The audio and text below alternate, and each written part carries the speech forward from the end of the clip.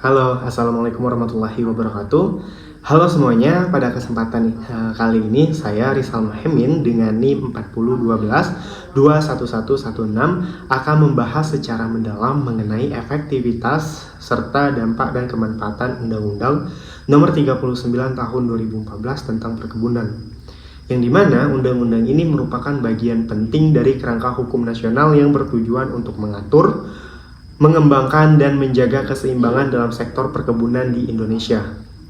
Yang kita tahu merupakan salah satu sektor strategis dalam perekonomian nasional. Nah, pertama-tama, mari kita bahas efektivitas undang-undang ini dalam mendorong tata kelola perkebunan yang baik.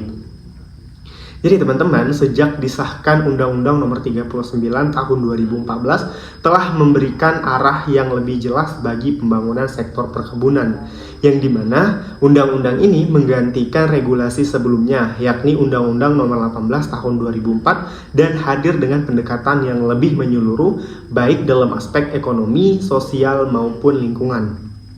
Nah, salah satu poin penting dari undang-undang ini adalah penekanan pada prinsip berkelanjutan. Di dalamnya dijelaskan bahwa usaha perkebunan tidak hanya berorientasi pada produktivitas dan keuntungan ekonomi, tetapi juga harus memperhatikan aspek kelestarian lingkungan, tanggung jawab sosial perusahaan, serta hak-hak masyarakat lokal dan masyarakat adat. Yang dimana hal ini menunjukkan bahwa negara berupaya untuk memastikan bahwa pembangunan sektor ini tidak merugikan lingkungan maupun kehidupan sosial masyarakat sekitar.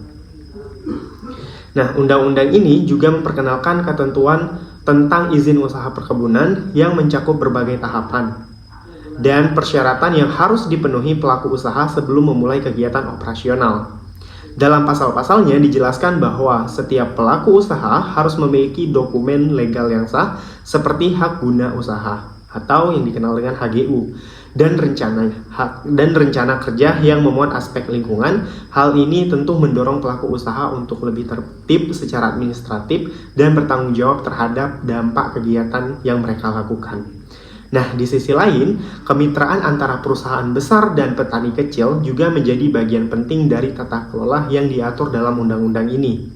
Perusahaan diwajibkan untuk membangun pola kemitraan yang adil, kemudian saling menguntungkan agar petani tidak hanya menjadi pekerja atau pihak yang tereksploitasi, tetapi benar-benar menjadi bagian dari rantai nilai industri perkebunan.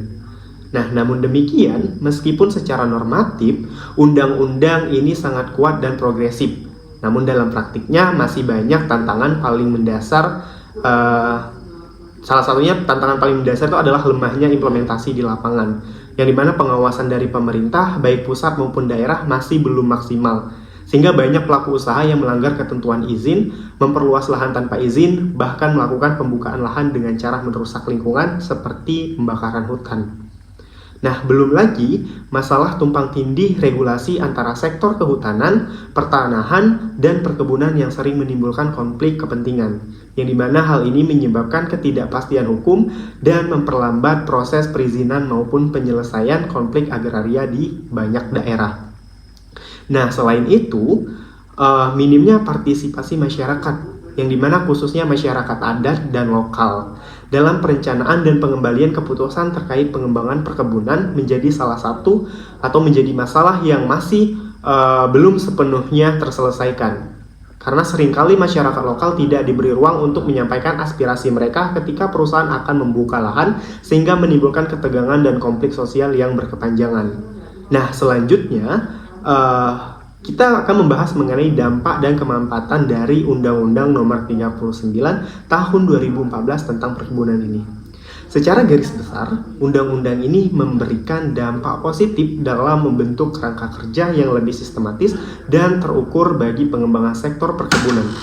Salah satu manfaat utamanya adalah meningkatkan kepastian hukum bagi investor maupun pelaku usaha. Kejelasan regulasi adalah hal yang sangat penting untuk mengurangi risiko bisnis dan meningkatkan kepercayaan dalam berinvestasi.